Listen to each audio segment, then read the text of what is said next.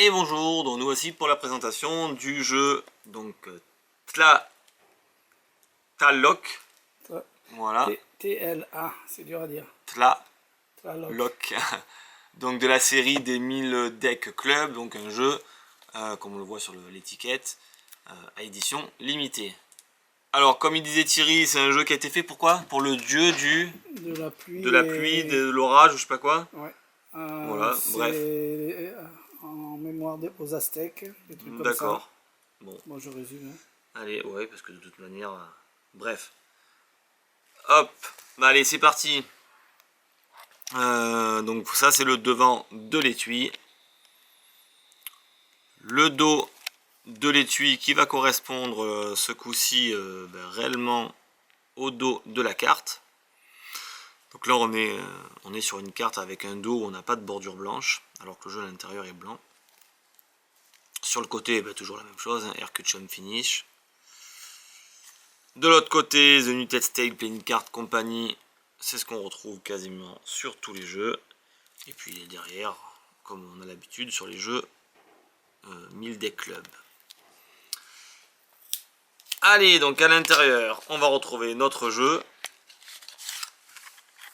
Qui lui est... Bon, il n'y a rien de particulier là.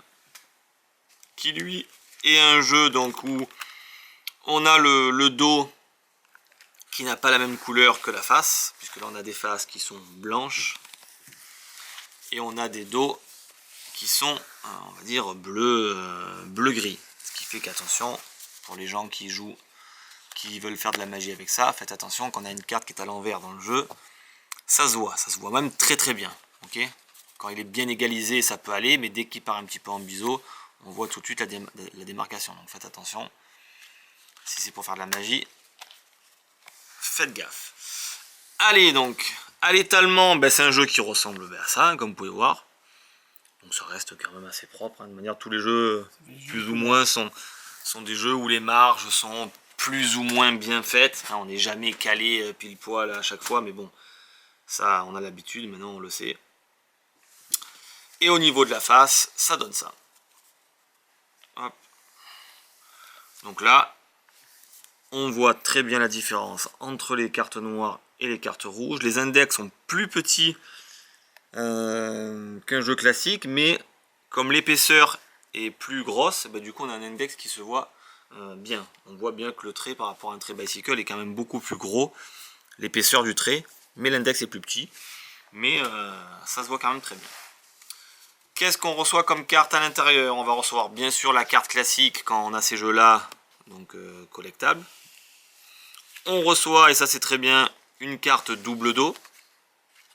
D'ailleurs dans tous les jeux, je crois qu'eux, ils en mettent une de carte double dos, donc ça c'est super. Et c'est tout. Les jokers sont représentés donc par deux divinités ou deux dieux ou deux... je sais pas comment ils appellent ça. Mais là, un qui représente le joker rouge et un qui représente le joker noir. Donc c'est les mêmes, c'est juste les couleurs qui changent. Voilà. Je vais mettre les as sur le côté.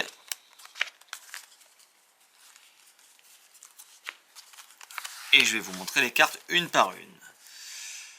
Allez, donc une carte, donc comme je dis, plus petite au niveau même des points, mais quand même extrêmement visible, avec toujours des petits dessins à l'intérieur. Donc là, la goutte qui va représenter l'eau, je pense. Hop. Donc des cartes qui sont décorées au niveau des symboles.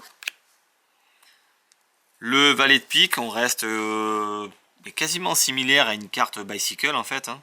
Si on regarde vraiment le design du valet et tout ça, on est sur la même truc, la même gamme, sauf qu'on va dire que quelques détails changent et que les index changent. La dame de pique et le roi de pique. Voilà, c'est quelque chose que nous, magiciens, on a l'habitude de voir.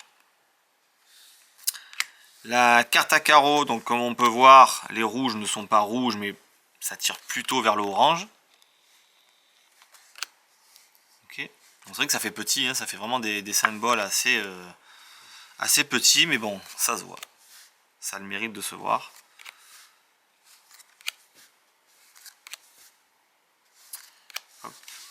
valet de carreau, dame de carreau et le roi de carreau.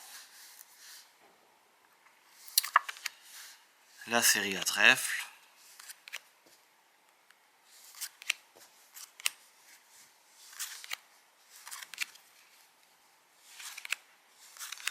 Comme je dis, ces jeux de cartes où les dos sont pas la même couleur que les faces, je vois plutôt ça pour des jeux de collection ou certains tours, et malheureusement pas tous les tours.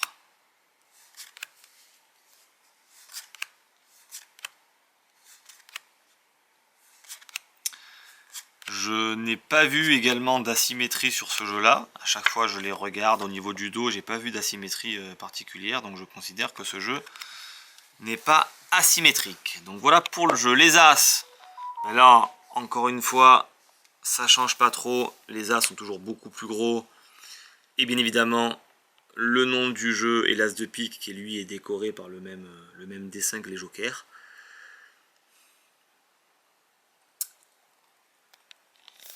Et voilà. Et donc ça, c'était le jeu, encore une fois, Tla. C'est Tla en fait, hein, Tlaloc.